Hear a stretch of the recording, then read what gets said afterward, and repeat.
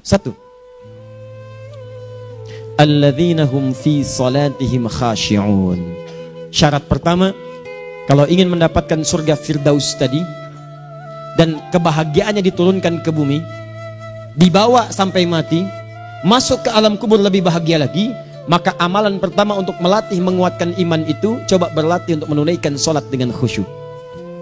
Kalau Anda kerjakan benar sholat ini, maka apa yang Anda dapatkan? Teman-teman ingat betul, saya mau tanya sebentar. Keabadian yang abadi disebut dengan sa'id. Kalau kita ingin turunkan ke dunia percikannya kita dapatkan, usahanya disebut dengan apa? Masih ingat? Aflah itu kalau didapatkan, kata dasarnya apa tadi? Falahun. Lihat baik-baik.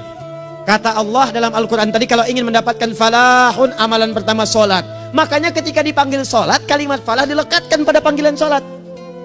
5 kali diingatkan. Begitu muadzin kemudian azan memanggil Anda, hayya 'alas shalah. Anda bertanya, ya Allah kenapa kami mesti sholat? Dijawab, hayya 'alal falah. Yuk, pagi yuk. Yang sejati datang sini. Belum dapat sujud, belum dapat ruku, saya berikan. Makanya ketika orang sholatnya benar, dia akan mendapatkan 5 keutamaan. Saat di dunia nih, belum ke akhirat, 5 keutamaan yang tidak diberikan pada orang yang tidak sholat. Atau orang sholat tapi sholatnya nggak khusyuk. Sebab syarat mendapatkannya khusyuk. Alladzina hum fi sholatihim khasyi'un. Bukan alladzina hum fi sholatihim saja, tapi ada kalimat khasyi'un. Artinya yang tidak khusyuk saja nggak akan dapat, apalagi yang nggak sholat. Apa yang 5 ini? Lihat baik-baik. 1, orang yang sholatnya benar, pertama kali sebelum mendapatkan kebahagiaan hakiki dari Allah Subhanahu wa Ta'ala, akan dirubah dulu perilaku hidupnya menjadi perilaku yang lebih baik. Kalau orang itu sholatnya benar, maka sholat itu akan melatih dia untuk berubah, bertransformasi jadi orang baik. Itu ada di Quran surah ke-29 ayat ke-45.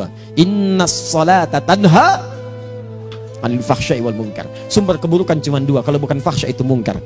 Maaf, pornografi, porno aksi, LGBT, kata-kata jorok, kotor itu fahsya. Di orang sholat kata Allah, mustahil berkata-kata kotor. Orang sholat tidak akan pernah mencela. Orang sholat tidak punya kata-kata jorok. Jadi kalau ada sekarang orang yang sholat senang mencela orang lain, itu berarti ada masalah dalam sholatnya. Dan dia belum dijamin sebagai ahli surga terbaik. Dan hidupnya nggak bahagia. Nggak bahagia. Aneh nih. Sholat tapi senang celah orang. Aneh. Aneh. Yang paling bahaya adalah menikmati celahannya. Itu yang paling aneh. Anda ngaji. Anda ikut taklim.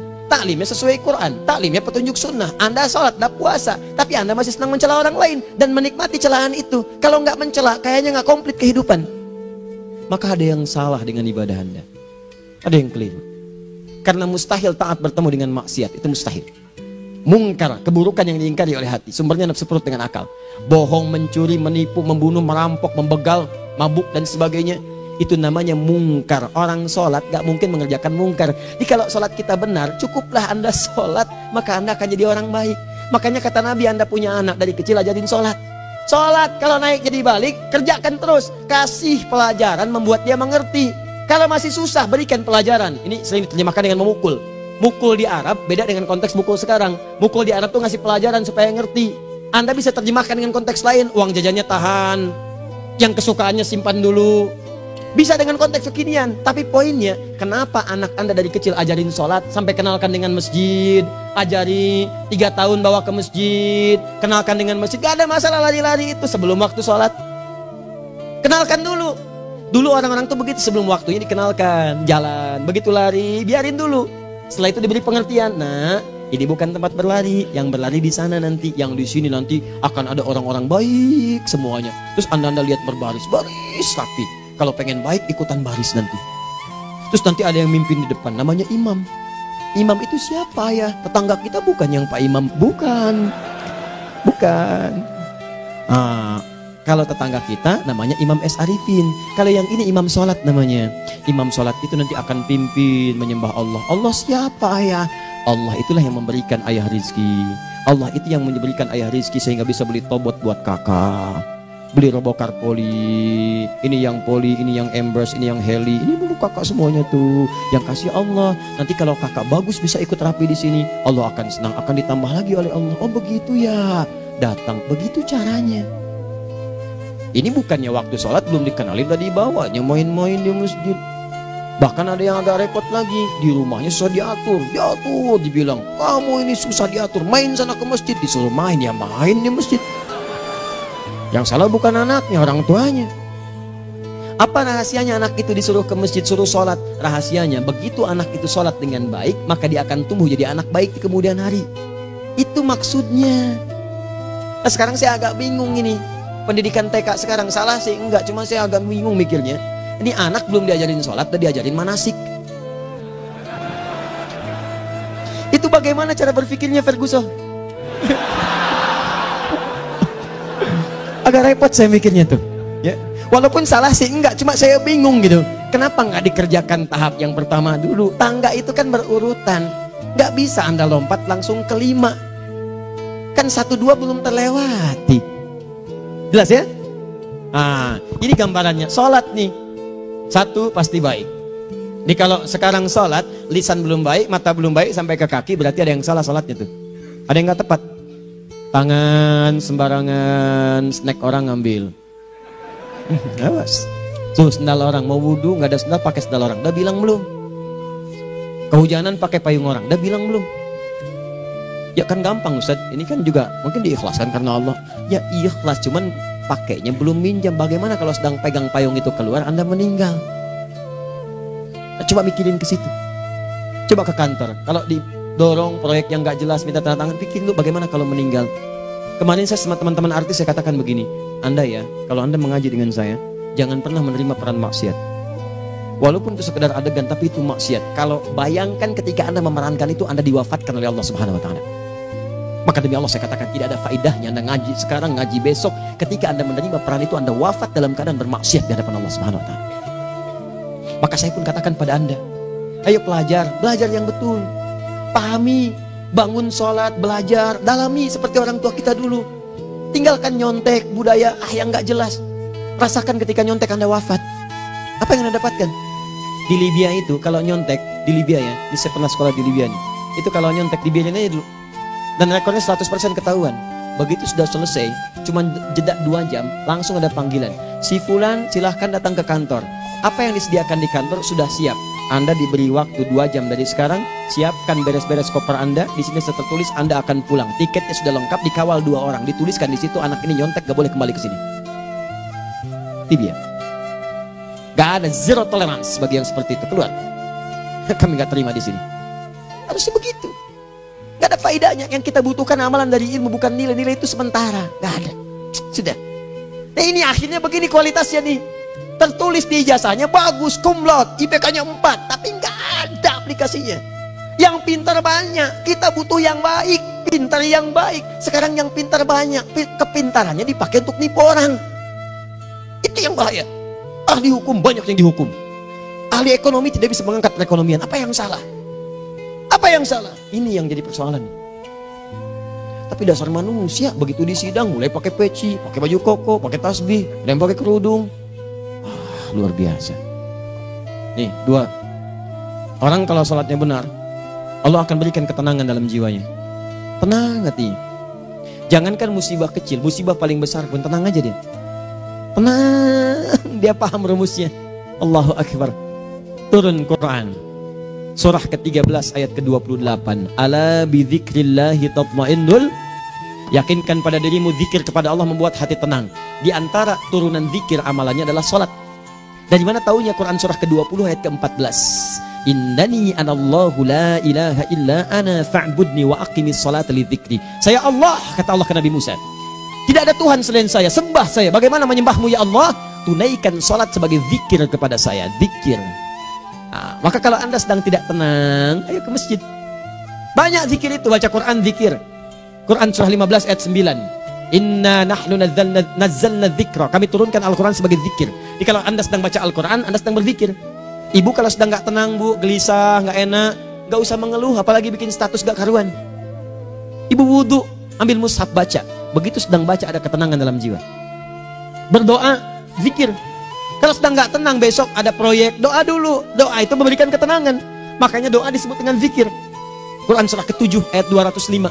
Wadhkur rabbaka fi nafsika tadarruan wa khifatan wa dunal jahri minal qaul. Ayo berzikir, minta kepada Allah dengan segenap jiwamu, mohon dengan penuh ketawaduan. nanti ketenangan diberikan. Menghafal Quran, baca itu zikir. Quran surah ke-54 ayat 17, 22, 32, 40. Walaqad yassarnal Qur'ana lidzikri fahal mim mudzakir. Menyebut nama Allah, Al-Asmaul Husna itu zikir. Sedang ada persoalan, ya Allah, ya Allah, ya Allah, ya Rahman, ya Rahim, ya Malik, ya Qudus, ya Allah, ya Allah, ya Allah, ya Allah. Zikir. Dalilnya Quran surah kedua ayat 152. Fadhkuruni azkurkum. Sebut namaku, zikir. Apapun akan mengingatmu. Gimana menyebutnya? Ditafsir di Quran surah 17. Ayat keberapa? 110. Qulidullah awid rahman ayyamma tad'u falahul asmaul husna. Sebut nama Allah. Itu menentramkan pada jiwa. Sedangkan sholat gabungan dari semua zikir tadi. Bukankah dalam sholat Anda baca Al-Quran? Bukankah dalam sholat Anda menghafal Al-Quran? Bukankah dalam sholat Anda berdoa? Bukankah dalam sholat Anda istighfar? Anda mohon digabungkan semua itu. Amalan sholat menggabungkan semua jenis zikir. Masa Anda nggak tenang juga? Makanya sholat, jangankan sholat ya, tempat sholat itu yang menenangkan. Tempat sholat, tempat paling tenang di muka bumi. Kalau nggak percaya silahkan ya, Anda sebelum masuk ke Istiqomah ini, begitu Anda masuk kan perasaannya beda kan? Lain. Silahkan cek, kalau cari ketenangan datang ke masjid. Masuk, wudhu masuk, sholat 2 rakaat tenang. Dekat kipas angin, saking tenangnya plek ngantuk tidur. Beneran. Enak.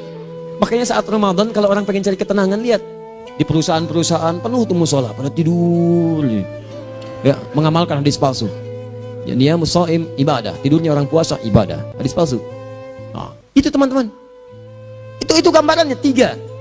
Orang yang salatnya khusyuk benar, itu dijamin langsung oleh Allah Subhanahu wa taala akan dimudahkan semua urusan hidupnya termasuk rezekinya. Ini yang saya katakan. Jadi saya katakan tadi, di akhirat ini, di surga, rezeki tinggal ngambil.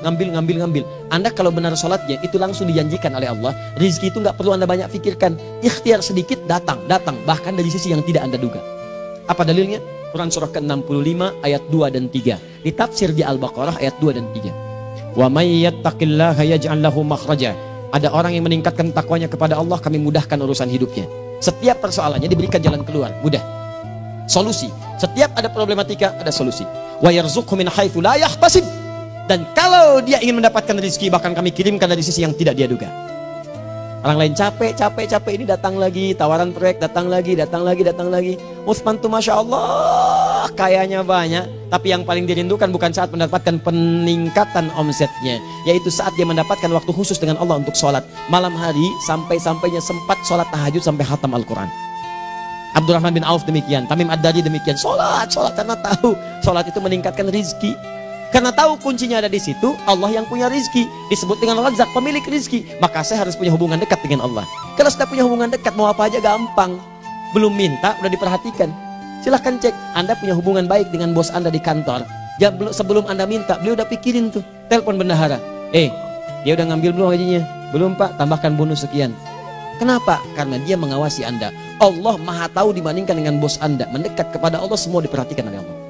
Siapa orang takwa itu? Kalimat takwa pertama di Al-Quran Al-Baqarah ayat 2, amalannya ayat 3. Dzalikal kitabu la raiba fihi hudal lil. Siapa mutakin itu? Ayat 3-nya. Alladzina yu'minuna bil ghaib wa yuqimunas shalah. Di gampang, kalau pengen mudah hidupnya gampang.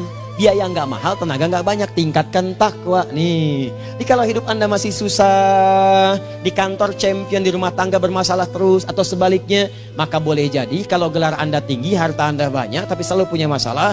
Bukan Anda kurang hebat, bukan Anda kurang kedudukan, bukan Anda kurang kaya, Anda kurang takwa. Dan yang paling dahsyat, mungkin sholat Anda belum berkualitas. 4. Orang yang sholatnya benar, khusyuk dia. Bahkan saat sholat itu kalau dia minta, maka seketika doanya akan dikabulkan. Tanpa diskusi, langsung seketika. Contoh, Quran surah ketiga ayat 38 sampai 39. Demi Allah saya katakan, Nabi Zakaria punya masalah, masalahnya pelik. Sudah berumah tangga, istrinya divonis monopos, maaf bahkan mandul. Gak mungkin punya keturunan. Maka apa yang beliau kerjakan? Secara singkat beliau sholat. Begitu sholat minta kepada Allah. Hunalika da'a Zakaria rabbah. Di mihrab itu beliau bermohon kepada Allah. Bermohonnya sambil sholat. Qala rabbi habli min ladunka dzurriyyatan thayyibah innaka sami'ud du'a. Ya Allah, mereka katakan saya nggak mungkin punya keturunan. Sekarang saya ingin katakan, ya Allah, saya hanya minta darimu saja, saya nggak akan dengarkan mereka. Ya Allah, mohon Engkau maha mendengar, ya Allah. Maha mendengar doa saya. Kalau kepada yang maha mendengar aja nggak mengabulkan, kepada siapa lagi saya mesti minta? Apa yang terjadi? Fanadatul malaikatu wa huwa qa'imun yusolli fil mihrab. turun malaikat mengabarkan, sedangkan beliau masih sholat, belum selesai dalam sholatnya. Sholat khusyuk itu belum selesai sholat aja dikabulkan, doa sudah turun. Sholatnya belum selesai, doa sudah dikabulkan. Annallaha yubashshiruka bi Yahya. Allah kasih kabar gembira, doa kamu didengar, dikabulkan, kamu akan punya anak, namanya langsung dari Allah Yahya, artinya hidup. Yang mustahil menurut manusia, lahir seorang dari rahim perempuan yang menopus dan mandul, bayi yang hidup, kata Allah nggak ada yang mustahil bagiku, jadi dan jadi dia. Berita baiknya, Nabi Zakaria sholat dikabulkan. Umat Nabi Muhammad sebelum sholat sudah ditunggu oleh Allah, mau minta apa, aku kabulkan sekarang. Hadisnya qudsi, saya bacakan. Hadatsana qala Rasulullah sallallahu alaihi wasallam, qala Allahu azza wa jalla, qasamtu shalah baini wa baina abdi. Kata Allah, saya bagi dua ya salat antara aku dengan hambaku. Wali abdi ma sa'ala. Kalau hambaku benar salatnya, aku berikan apapun yang dia minta sekarang. Idza qala al-abdu alhamdulillahi rabbil alamin. Bagian pertama, kalau hamba benar dibaca Al-Fatihahnya dari alhamdulillahi rabbil alamin, kalau Allah azza wa jalla dijawab oleh Allah, hamadani abdi, hambaku sedang memujiku.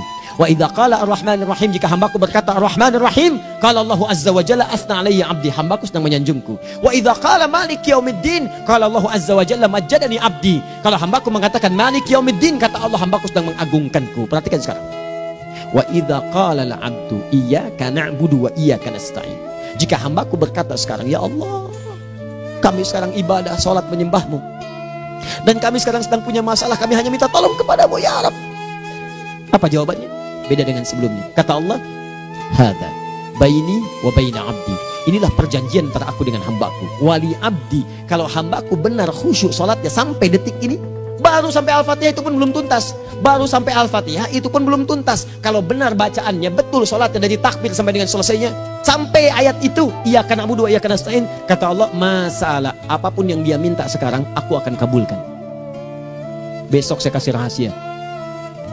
Yang di KBP ada awal pembuka di awal sebelum Al-Fatihah, yang kalau Anda benar bacanya, itu pengantar kepada pengabulan doa di Al-Fatihah. Apa itu? Besok. 5. Yang kelima ini yang paling diharapkan, dan ini penutup dalam kajian kita malam ini. Teman-teman sekalian, perhatikan baik-baik. Jika Anda benar mengerjakannya, maka Allah akan jamin langsung Anda akan mendapatkan kesuksesan dan kebahagiaan di semua aktivitas Anda. Kalau jadi suami, suami yang sukses, rumah tangga yang bahagia. Kalau jadi pegawai, pegawai yang sukses, dan di kantor bahagia. Masih ingat? Kesuksesan yang menghadirkan kebahagiaan, konteksnya dunia disebut dengan falah, dipegang disebut dengan aflah. Dikembalikan lagi ke atas, ke surah ke-23 ayat 1 dan 2. Qad aflahal mu'minun. Apa amalannya? Alladzina hum fi salatihim khashi'un. Persoalannya, kalau Anda salat belum mendapatkan satu di antara 5 ini, apa masalahnya? Pertama masalahnya, kata Al-Quran, boleh jadi yang sholat itu belum khusyuk. Apa itu khusyuk? 2 maknanya, dan saya tutup di sini. Apa yang 2 itu? 1, kebanyakan orang sholat masih membawa dunia dalam sholatnya. Makanya kalau pengen khusyuk, kata Allah, maka Anda rasakan akan bertemu Allah. Rumusnya Quran surah kedua ayat 45 sampai 46. Rasakan secara singkat, mungkin itu sholat terakhir yang Anda akan kerjakan dalam kehidupan. Mungkin di sholat itu Anda wafat. Kata Allah, alladzina yadhunnuna annahum mulaqu rabbihim. Orang khusyuk itu sudah kelihatan dari sebelum sholat, dia sudah merasa persiapan menghadap Allah. Persiapan ke manusia aja, dia sudah siap-siap, mandi dulu, ganti pakaian, pakai parfum, macam-macam dan sebagainya, hanya memenuhi undangan manusia. Allah mengundang Anda 5 kali dalam sehari. Ya maaf, mengabulkan doa Anda, mencukupkan kebutuhan, menyembuhkan kalau sakit, disiapkan Anda. Harusnya apa? Penampilan sempurna. Kata Quran, orang khusyuk itu kelihatan sebelum sholat, pakaiannya kelihatan. Quran surah 7 ayat 31, ya bani Adam khudhu zinatakum inda kulli masjid. Hai anak cucu Adam, kalau tiba panggilan dari masjid, kenakan pakaian terbaikmu. Di anak cucu Adam tuh kelihatan. Kalau orang khusyuk, begitu adzan kelihatan pakaiannya lain. Pakaiannya indah. Khudhu zinatakum, kenakan pakaian terbaikmu. Dipakai, bertemu Allah. Bertemu manusia aja pakaian bagus-bagus. Ini aneh ya, ada orang salah ibadah aja. Orang salah ibadah pakaiannya bagus-bagus. Lihat nih hari-hari tertentu, besok tuh orang mau ke tempat masing-masing tuh. Ada yang pakai jas, pakai dasi, pakai batik, pakai kebaya. Anaknya dibawa, dikuncir 2, bawa manisan macam-macam. Mau salah ibadah aja, tampilan bagus. Masa antum yang benar ibadahnya nggak bagus? Bedakan. Pakaian futsal, pakaian sholat ganti dengan yang sholat. Ini gimana pakaian sholat pakai pakaian futsal? Depannya gambar Messi, belakang Ronaldo. Ah, repot. Malaikatnya juga bilang, kamu salah baju, harusnya Luka Modric.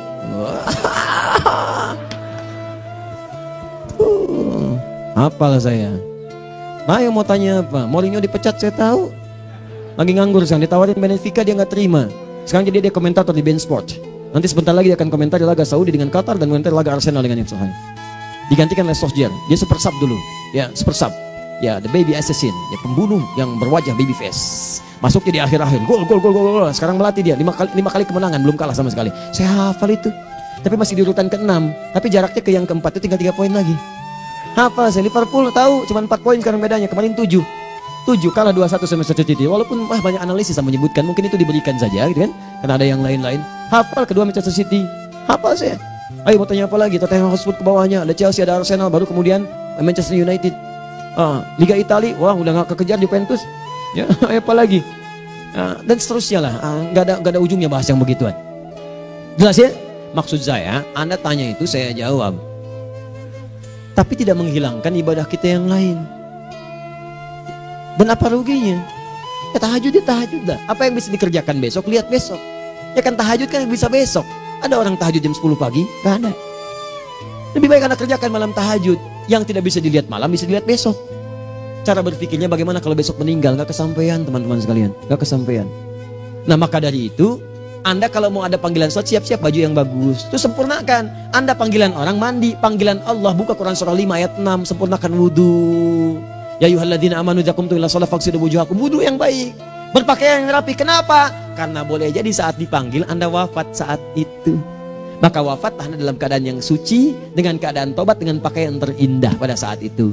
Yang kedua, maaf, orang-orang kurang khusyuk itu saya tutup. Yang kedua itu karena kebanyakan orang sholat tidak paham, tidak mengerti apa yang dibaca dan dilakukan dalam sholatnya. Jujur pada diri sendiri, jawab pada diri Anda. Sampai sekarang Anda sholat, berapa persen bacaan sholat yang Anda pahami? Jangan-jangan selama ini Anda sholat ribuan kali sujud, ribuan kali ruku, gak ada yang paham yang dibaca. Sekian persen yang paham, bagaimana sholat Anda bisa khusyuk? Pekerjaan Anda dipahami, urusan akhirat Anda gak dipahami. Di mana cara berpikirnya? Aku yang bagaimana atau engkau yang harus bagaimana? Ya, coba berubah. Nah ini baru satu amalan, belum yang lainnya. Ada 5 amalan lagi yang kalau kita bisa turunkan itu, selain salat yang khusyuk, maka jaminan tadi akan datang. Baru salat khusyuk aja 5 datang, apalagi ditambah dengan 5 amalan lainnya lagi. Demi Allah saya katakan, dunia kecil sekali, gak ada nilainya. Akhirat aja enak, nikmat.